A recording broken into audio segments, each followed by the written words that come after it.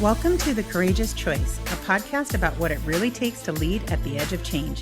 Because here's the truth, strategy isn't enough anymore. The world of work is moving faster than ever, and the leaders who stand out aren't the ones with all the answers. They're the ones willing to make bold decisions in moments of uncertainty. This podcast is about those moments, about those leaders, and because leadership today isn't about certainty, it's about courage. The courage to see differently, act decisively, and step forward anyway. I'm Jamie Jacobs. Welcome to this episode of The Courageous Choice. I'm honored to have back with me Pedro Arellano of Wallaby, and we're continuing our conversation around cross-functional transformation. Welcome back, Pedro. Thanks so much, Jamie. Pleasure to be here. So we love talking about transformation, and now our audience gets to hear us talk about it.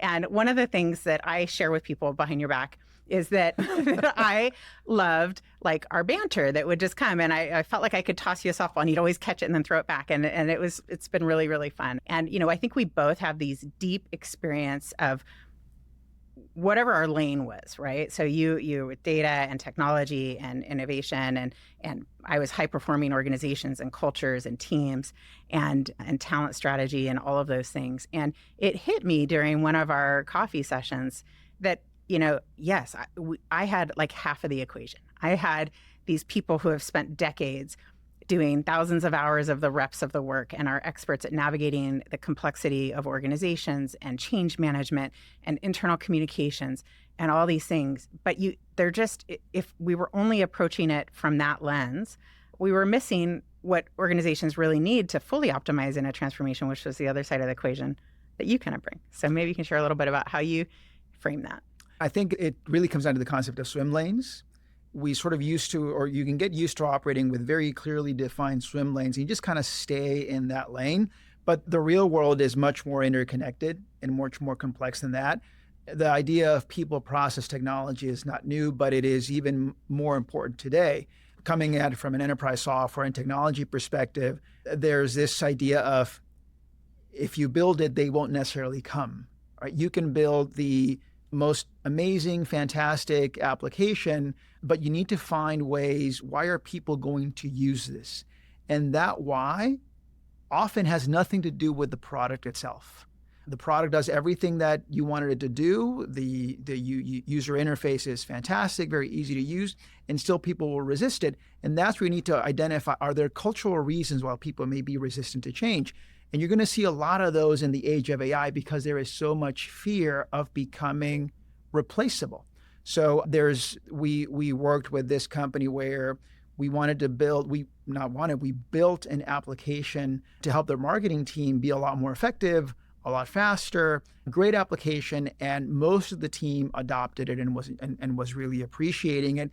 But there were a couple of people, the most senior people on that team, who would not want to use it. And their usage of it was key to the success of the tool because part of it was how do we capture the tribal knowledge that exists in everybody's head and then capture that in a way that everybody can leverage it. So of course, these more senior people that have been in the company for 10 years, highly effective, very successful, are thinking, well, what's my incentive to do that?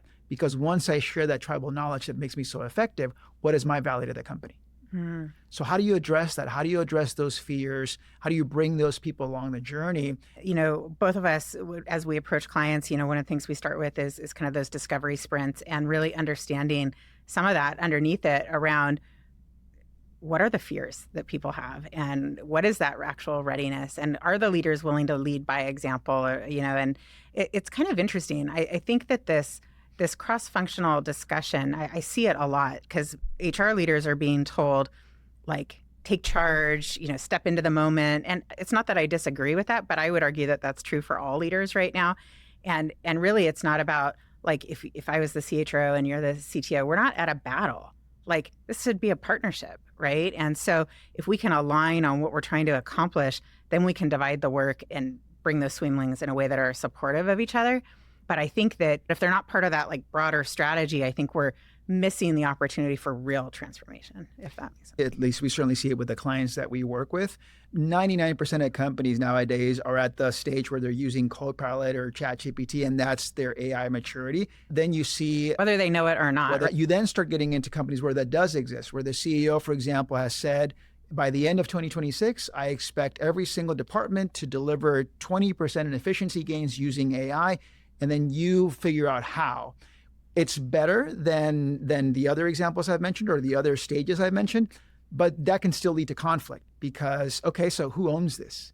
And it can lead to those types of battles where, no, my department should be a priority. No, my department should be a priority.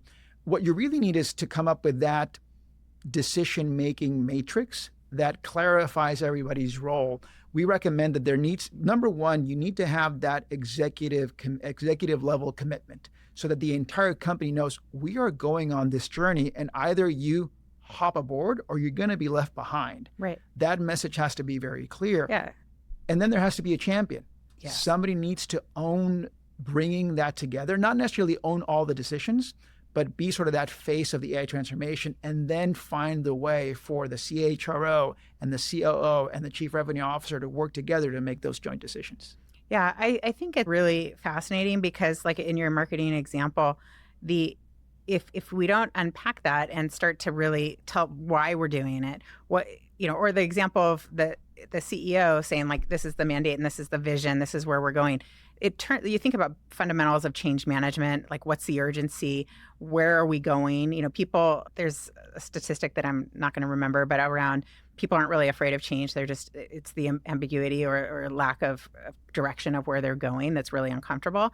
And so if we can help people see where we're going and be transparent, and you don't have to know everything. I think as leaders and executives, often we feel pressured to have all the answers and to be able to give this like end desired state. And the truth is, we probably don't know it. We can't even imagine what that could be in 5 years. I think it's about a collective experiment.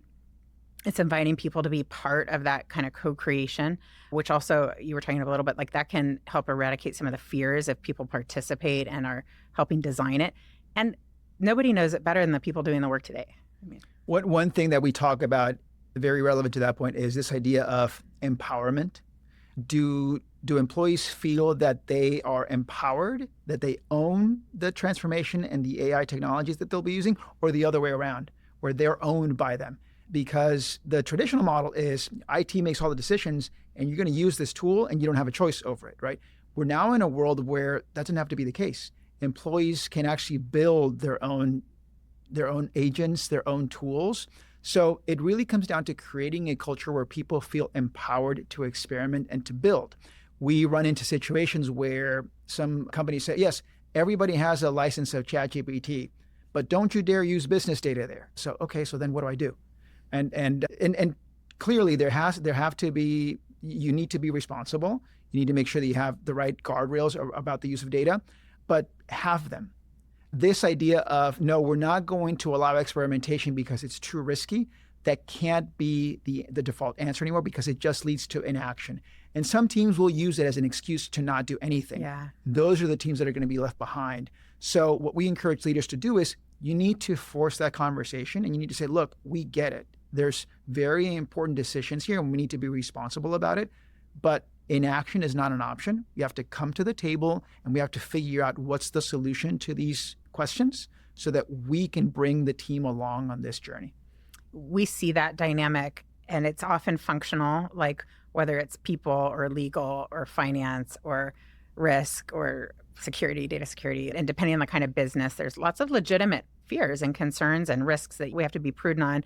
We have to have guardrails. We have to have governance. It's not to say that we don't, but to use it as a way to just like prevent progress, I feel like that's going to only lead to one direction. It happened 15 years ago when the cloud was just becoming mainstream. How many conversations or concerns there were about putting data in the cloud. Think about it today. All of our health data is in the cloud, our financial data is in the cloud, our personal data is in the cloud. We don't even really think about it. It's just there, right? And are there risks? Sure, but it hasn't prevented the adoption of that technology. The same thing's going to happen with AI. All of these problems are solvable. And the difference is, do you actually have the willingness to sit down and figure out how do we solve those problems so that we're not slowing down the business? Yeah. Because the adoption rate of AI is going to be orders of magnitude faster than the adoption rate of the cloud or any other technology before it. And if companies don't understand that and are still sitting on the sidelines, they're going to regret that decision pretty quickly.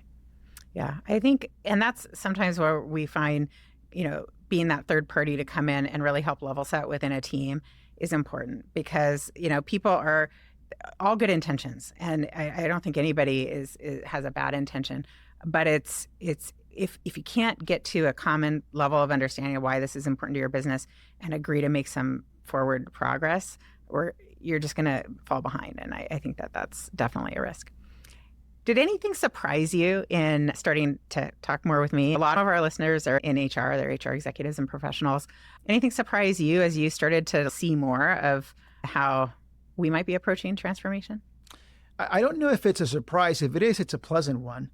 And it has to do with how HR leaders are very enthusiastically trying to get into this conversation.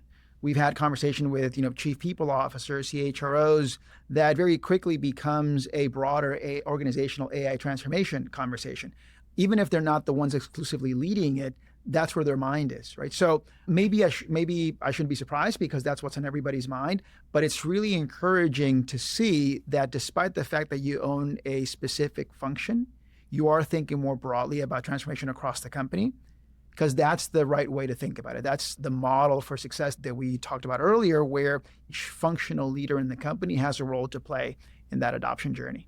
Yeah, and I'm sure this is true in every function, but the kind of up and downstream effects of these significant changes in how work gets executed is going to have, like when you think from HR, obviously org design, job design, rewards and recognition, how people are compensated, all the way to like physical, like facilities, and just really every component of the employee experience. I think rethinking even budgets and how we use, like what investments look like in OpEx and how just the whole conversation needs to shift. We're not going to know all the impacts now, but the dialogue together. And that domain expertise is a requirement. And that's why I'm just so excited about the ecosystem and the partnership, because transformation has to be tied ultimately to business outcomes, right, not technology capabilities. Or people. And the people that understand those business outcomes are the functional leaders, right? So there is a required partnership from the people side, from the business side to the technology side for this to be successful. I think that one of the things that brings us all together is just the value of caring about people and having that talent first lens. But that doesn't mean that things aren't evolving. We're actually really leaning into that and seeing that as an opportunity. And I think it's also an obligation, right? Whether it's an obligation to your organization to make really good decisions, to the people that are currently with you that will stay with you, and those that might leave, there's a way to bring people on this journey. And this is called the courageous choice because I just don't want people to make decisions from fear. So the more that we can help make people feel comfortable and see the value in their lifetime of experience applied to this new world of work, I think it's something really magical. So thank you so much, Pedro, for joining me. Likewise, it's my pleasure. Thank you so much. Thank you. Thanks. I'll see you on the next episode. Thank you for listening to The Courageous Choice. If you enjoyed this episode, please leave a 5-star review to help get the word out about the podcast. And don't forget to subscribe so you don't miss out on any of our future conversations. If you'd like to know more about gig talent, please visit gigtalentagency.com or email us at podcast@gigtalentagency.com. See you in the next episode.